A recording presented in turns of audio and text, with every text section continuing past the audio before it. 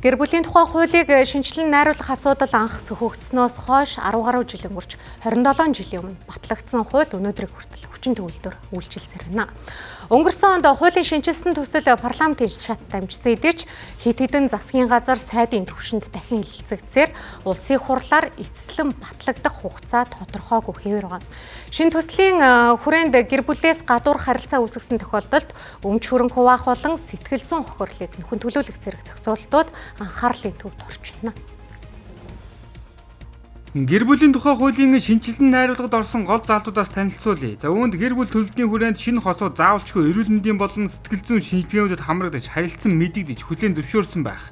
Төрөл садангийн холбоотой бол хосууд аль аль нь удамших шинжтэй сэтгцэн эмгэгтэй бол хориглох, мөн тээгч ихээр дамжуулан хүүхэдтэй болох, гэр бүл цуцлалт, хүүхдийн эрхийг хамгаалах, тэтгэмж тогтоох, гэрлэл цуцласан шалтгаанаас хамаарч нөхөн олгорыг тогтоох гэсэн шинэлэг зохицуулалтууд тусаад байгаа юм а.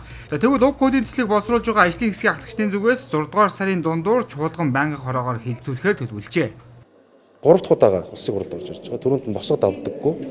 Ингээ батлагдаж чадахгүйсэн. Энэ удаад бол батлах эрмэлзэлтэй байгаа. Хэд хэдэн шалтгаан бий тухайлах юм бол гэр бүлийн шүүх байгуулагдсан өнөөдөр. Харамсалтай нь хууль нь байхгүй байна. Материалын хууль бол процесс хууль нь байхгүй байна. Тэгэхээр энэ хуулийг бол батлан гаргах шаардлагатай байгаа. Тэгээд 6 дугаар сарын 20 гэхэд бид нар эхний хилцүүлгийг хийнэ гэсэн ийм төлөвлөгөөний дагуу төлөвлөгөө гаргаад за одоо ажлын дэд хэсэг хуралдаж байна. Туршлага судлах, за тэг хилцүүлэг зохион байгуулах, олон нийтийн санаа бодлыг авах гэж зөндөө олон ажил зохион байгуулалт ингэ явчихна. За энэ хуульд олон улсын зохицуултуудыг судалж шинээр оруулах шаардлагатай зохицуултууд нэмж хөндөд байгаа байна. За тухайлбал гэр бүлээс гадуур харилцаанаас үүдэлтэй сарлалтын үед сэтгэл санааны хохирлыг хэрхэн тооцох, за дагуур хүүхдэд өв хөрөнгө хуваах гэд маргаантай сэдвүүдийг олон улсын жишгээр хуульчилгаад ажиллаж байгаа гэлээ.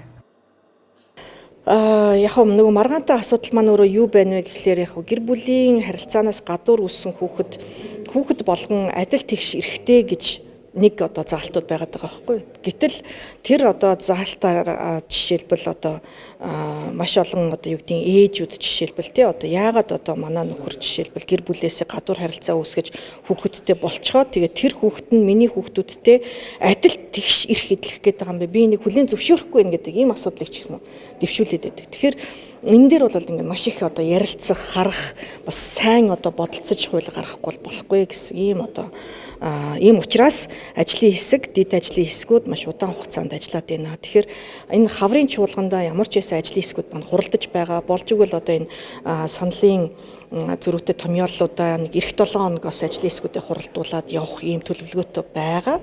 Гэхдээ яг энэ хаврын чуулгандаа амжихгүй юу?